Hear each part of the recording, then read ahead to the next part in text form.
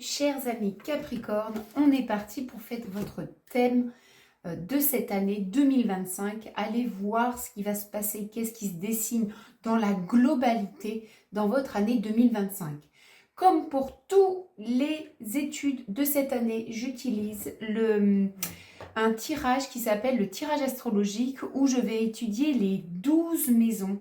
Donc vous allez voir la logique qu'il y a entre les 12 maisons et ce qui va un peu vous donner les maisons qui sont liées, là où il faut peut-être travailler un peu plus ou là où il faut laisser faire. Vous avez de la chance, cher Capricorne, car nous sommes à la veille de ce Noël et que on n'est servi que par soi-même. Je me suis offert l'une des séries d'une illustratrice que j'aime beaucoup et je viens de recevoir le Da Vinci Code, l'oracle que je vais utiliser et je vais m'empresser de l'utiliser pour vous.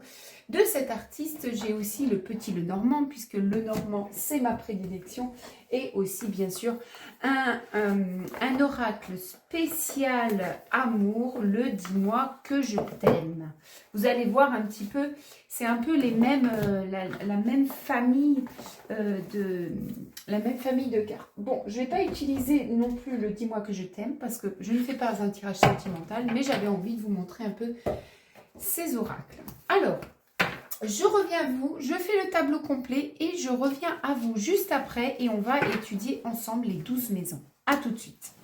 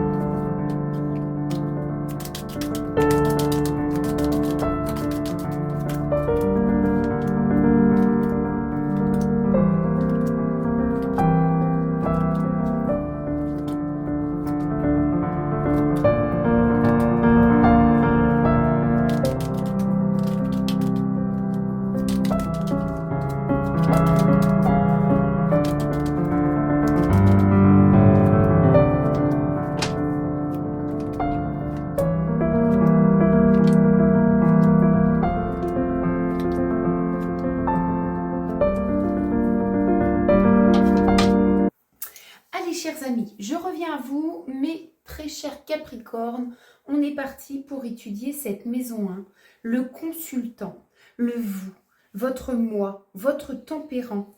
Je dis tempérant parce que d'habitude je la retourne pas, mais là je l'ai retournée et c'est la tempérance. Donc la tempérance, j'ai quelque chose d'assez angélique pour vous, chers Capricornes. J'ai l'impression qu'on va se laisser porter un petit peu parce que enfin notre imaginaire ou nos rêveries puissent nous emporter. J'ai quelque chose d'assez léger chez vous. Et puis on a une continuité des choses pour cette année. Pour moi, c'est une continuité des choses. Il y a eu déjà en 2024 des choses qui se sont transformés ou mis en place et puis on continue à voir fleurir et à récolter un petit peu ce qu'on a mis en place. La tempérance, c'est pouvoir un petit peu juger le faux du vrai, le bien du mal, avoir un certain équilibre, mais c'est aussi pouvoir redonner de l'importance des fois, c'est pas de redonner de l'importance, c'est redonner de l'énergie à peut-être un domaine ou une activité qui en manque. On va être impliqué, on va s'impliquer dans quelque chose. Ok, allons voir déjà votre maison 2 pour tout ce qui est la possession, hein, l'enrichissement terrestre.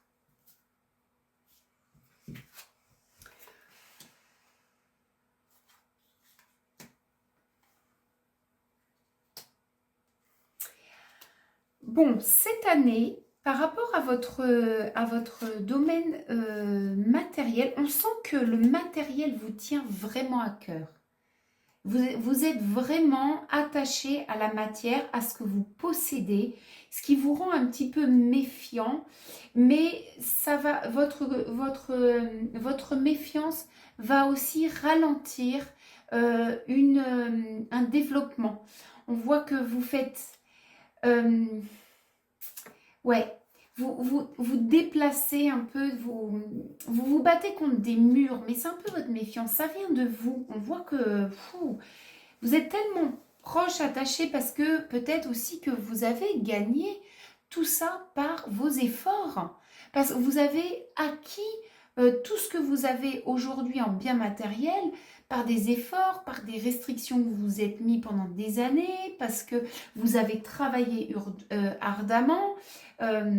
Et on voit que ça vous tient à cœur et du coup, vous ne voulez pas perdre. On a une espèce de peur de perdre et du coup, on se méfie un peu de nos investissements qu'on pourrait nous proposer ou des partenariats de business, un petit peu tout ça, ou des biens achetés, enfin... Voilà, il y a Castaway Negativity, c'est parce que on va quand même vous pousser dans vos retranchements. La négativité, elle vient un petit peu de vous. Plus vous vous méfiez, plus vous allez attirer la méfiance. Donc, on va vous mettre dans des situations qui vont vous obliger à lâcher un petit peu prise, à lâcher et à faire circuler l'énergie de l'argent, l'énergie de la matière et à alléger tout ça. Ce que vous avez acquis est acquis. Maintenant, il va falloir être plus léger pour essayer de faire rentrer d'autres manifestations, d'autres magies et pouvoir augmenter ce domaine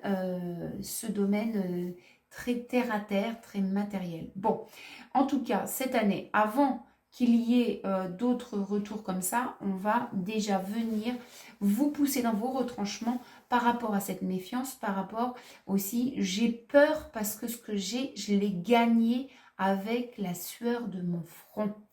Ok. Maintenant, allons voir la maison 3, la communication. Ça peut être aussi un peu, donc c'est la maison Mercure, un peu les frères, les sœurs, tout ce qui est un petit peu les réponses, les entretiens, les négociations, tout ce qui touche la communication. On voit que vous êtes quelqu'un d'entêté, cher Capricorne, ce qui ne m'étonne pas du tout. Quand vous sentez les choses, vous êtes entêté. S'il y a une information qui passe pas ou qui n'est pas compris, on va pas baisser les bras comme ça. Hein. Vous êtes vraiment... De toute façon, vous êtes un roc, hein, les Capricornes. Il y a beaucoup de communication subtile chez vous. En fait, on voit que malgré votre côté très terre-à-terre et très rock, il y a une inspiration que vous cherchez et que vous allez aller chercher par les ressentis et l'intuition. La méditation, on va revenir sur soi pour essayer de voir quel est le moment juste, mais ou la chose à dire juste, ou ce qui est juste pour vous. Mais dès que vous savez où est la justesse, on a quand même une certaine obstination et vous allez mettre l'énergie dans ce que vous pensez être bon pour vous, ou bon à faire, ou bon à communiquer. Et de là, c'est ce que je disais au niveau de la tempérance, on va mettre de l'énergie dans les choses qui en valent la peine.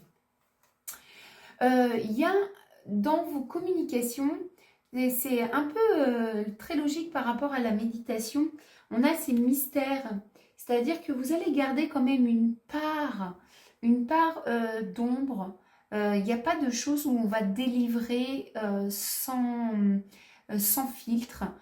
Ça peut être dû aussi un petit peu à la méfiance qu'on a vue chez vous, mais finalement, vous voulez la sécurité. Il y a quand même un mot chez vous, c'est la sécurité. Hein. Vous voyez, cette méfiance que vous avez, c'est parce que vous voulez mettre en sécurité vos biens. La communication, vous ne donnez pas tout parce que vous voulez continuer à avancer en toute sécurité. Donc, vous êtes obstiné, mais ça ne veut pas dire que vous vous livrez à 300% ou que vous donnez toutes les informations à 300%.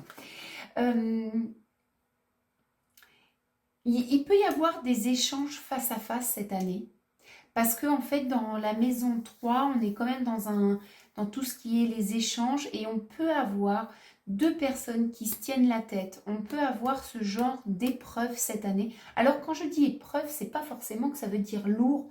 On peut dire expérience, plutôt expérimentée.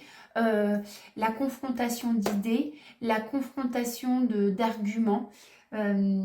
Et dans cette confrontation, de toute façon, vous n'allez pas mettre toute carte sur table, hein.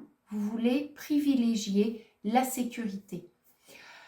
Ok, surtout dans un domaine qui peut transpercer, piquer, ou dans une situation qui peut être un petit peu délicate, on va privilégier la sécurité, la légèreté. Ok, donc on ne donne pas tout, on ne va pas foncer pour tout détruire. Non, on est le roc, on reste, on s'obstine, on est fort, mais on ne va pas détruire comme pourrait faire un autre signe, plutôt feu, qui va venir démolir pour reconstruire. Vous restez telle la montagne qui ne bouge pas. Ok. Allons voir maintenant cette maison 4 qui est un petit peu l'héritage, qui peut parler des parents, des anciens, des enseignements, des racines, du foyer. Pas forcément les enseignements, mais des racines, du foyer. L'enseignement, ça va plus aller dans la maison 9. Alors, qu'est-ce qu'on a? Ah, c'est intéressant. C'est intéressant. Il y a quelque chose par rapport soit à vos parents, soit à votre lieu d'habitation qui ne fait plus mal, vous voyez.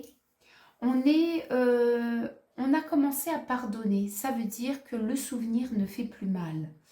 Ça veut dire que vos racines, si vous avez eu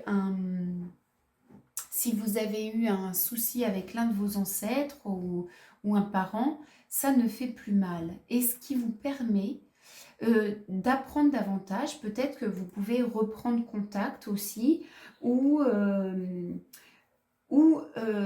pouvoir parler de discussions qui étaient tabous avant, mais ça va vous permettre d'avancer, d'augmenter votre connaissance.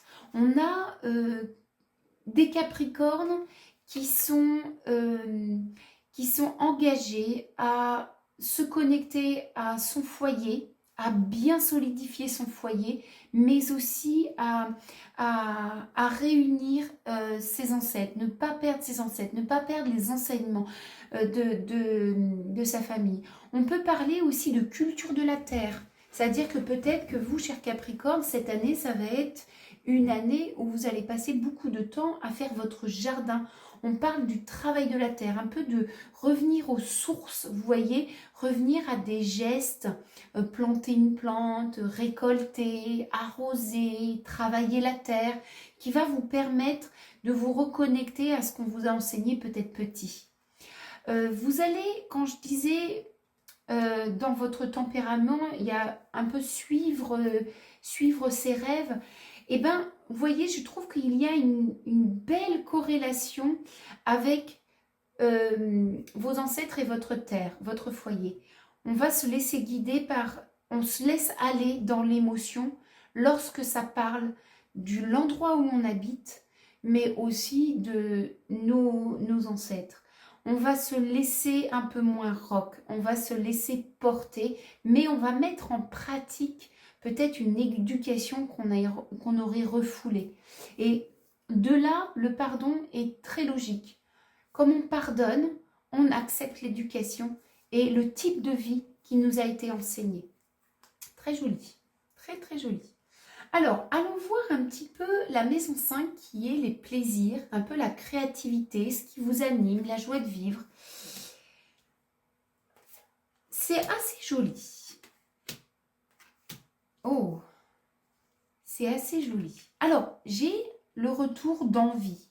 J'ai le retour d'envie d'explorer des choses, de retourner à un plaisir qu'on avait peut-être abandonné, mais de le retrouver pour le perfectionner. Alors, quand je vous parlais de faire votre jardin, ça peut être ça, hein, le retour de faire son jardin, mais vous vous sentez poussé. Vous vous sentez poussé, ça vous permet aussi de vous regarder en arrière. comment vous faisiez cette activité, quelle joie ça vous procurait avant et quelle joie ça vous procure aujourd'hui. Quelle nourriture vous trouvez, quelle joie de vivre vous trouvez dans vos activités, dans vos loisirs. Mais on est dans cette optique de revenir à une ancienne activité pour perfectionner, pour essayer d'atteindre le Saint Graal. Parfait, très très bien, très très bien. Bon, allons voir maintenant la maison 6 qui est un peu le métro, boulot, dodo, le quotidien, les tâches quotidiennes.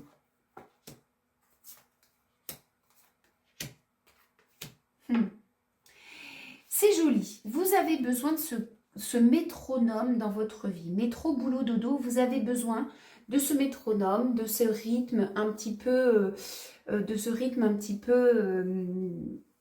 récurrent.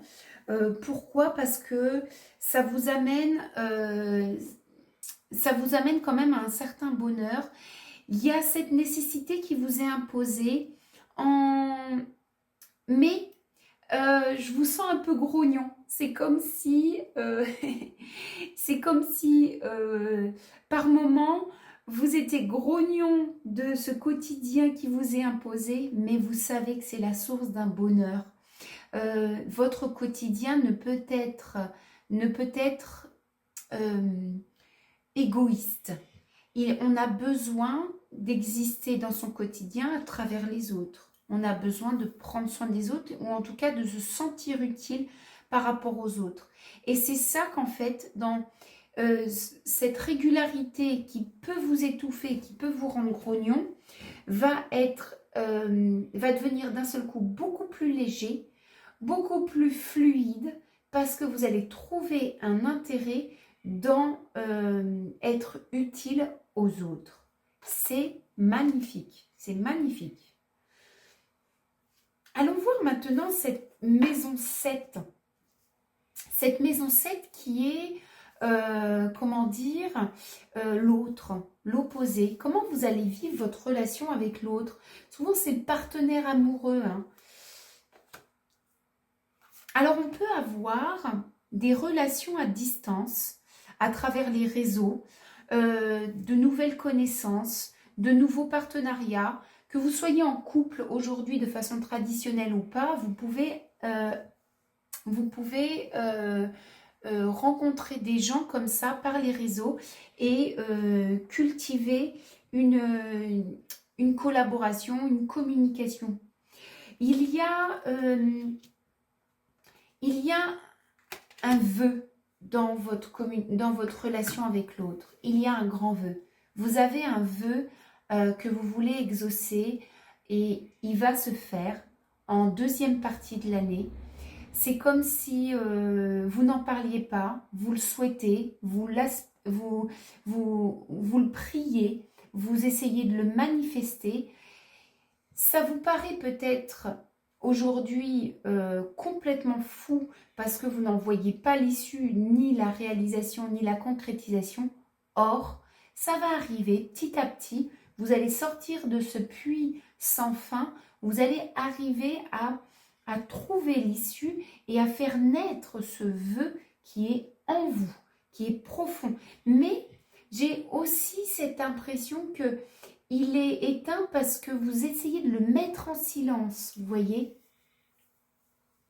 Bon, derrière, c'est magnifique, hein, l'enchantement, les chants, la fluidité, la naissance. Il pourrait y avoir une deuxième partie d'année vraiment florissante et très jolie au niveau amoureux, hein, pour vous.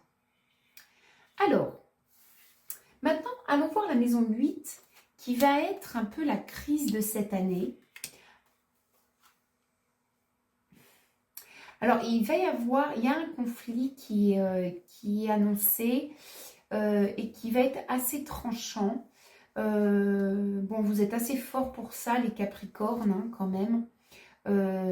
Vous êtes assez solide dans le conflit, vous ne le fuyez pas. Il y a quelque chose d'assez sombre dans ce conflit. C'est comme si il y avait des choses cachées et que vous souhaitez arrêter toute chose cachée. Vous souhaitez mettre fin à des non-dits ou à des non-révélations. Ouais, il y a quelque chose d'assez tranché.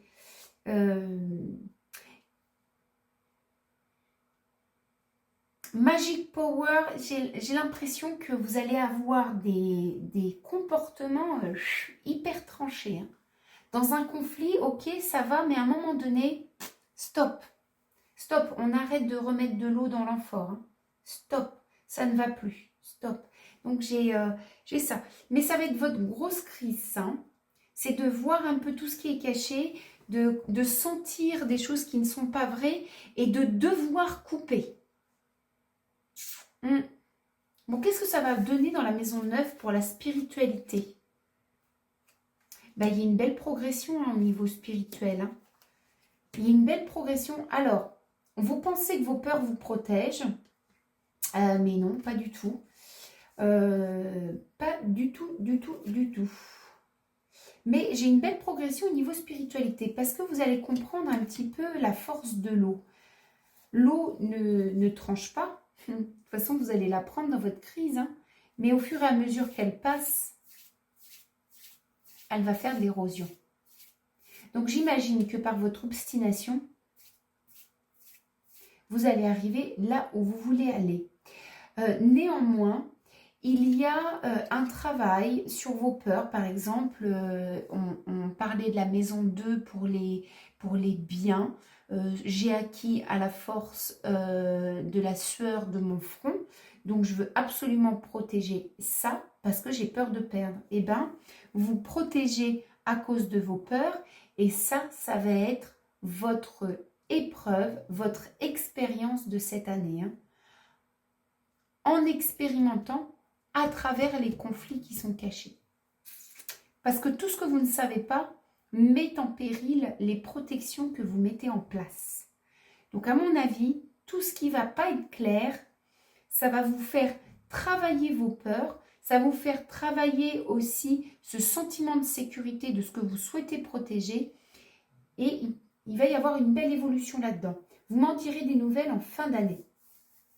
Bien, on va aller voir la maison 10 qui est le statut social, un peu la carrière. Ça va demander beaucoup, beaucoup, beaucoup, beaucoup de courage.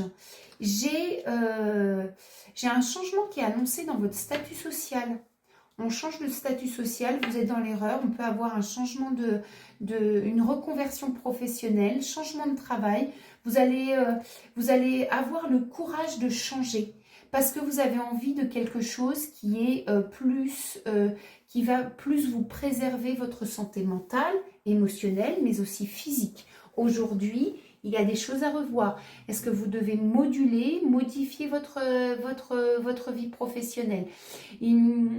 À mon avis, là, il y a un changement qui va être très significatif dans la matière au niveau justement de cette carrière professionnelle, mais aussi du statut social. Peut-être employé à passer auto-entrepreneur ou chef d'entreprise, ou alors je suis simplement employé et j'en ai marre de travailler à la chaîne, je vais devenir contremaître et ça protège mieux ma santé, j'ai moins d'automatisme dans les mouvements, donc il peut y avoir aussi une évolution comme ça. Mais il va falloir beaucoup de témérité de votre part, de l'audace. Vous ne pourrez pas faire ce changement si vous ne prenez pas votre courage à deux mains. Bien, bien, bien. Allons voir un petit peu la maison 11, un peu les amis. On doute beaucoup. Ah ouais, j'imagine bien parce que avec cette maison 8, les choses cachées, incertitude, doute, vous avez un certain leadership, vous savez rassembler, sauf que vous ne faites pas confiance aux autres. Vous avez besoin de vraiment connaître tous les points de vos interlocuteurs pour être sûr de cette personne-là, de pouvoir faire confiance. Il va y avoir des remises en cause de tout votre parc amical cette année. Pour être sûr, vous voyez, vous êtes vraiment dans les peurs, la protection. Ça, c'est vraiment votre année, hein. Peur, protection, je vais le noter, hein, parce que c'est vraiment c'est vraiment des choses qu'il faut lâcher. Vous voyez, on essaye de contrôler aussi. Hein. C'est assez intéressant que je dise contrôler parce que dans votre tempérament, ce à quoi vous aspirez, c'est de la légèreté. Donc, c'est comme si vous aviez à l'intérieur de vous cette envie de légèreté, de relâcher un petit peu toute cette pression que vous mettez sur les épaules, que vous allez mettre en place, mais que la vie va vraiment vous mettre au défi cette année sur votre comportement un peu rock pour devenir beaucoup plus fluide, hein, remettre en doute vos relations, les choses qui sont cachées, le changement dans le statut social. On va aller travailler les peurs dans la maison 2. Les loisirs, on va aller dans le perfectionnement, dans ce qui nous nourrit. On va aller mettre en évidence que être au service de l'autre, ça nous nourrit aussi. Il est super, votre tableau, il est super. Si vous prenez tout ce que je vous dis, peut donner une année super enrichissante. Bon, allons voir la dernière maison, la numéro 12, qui est un petit peu le subconscient.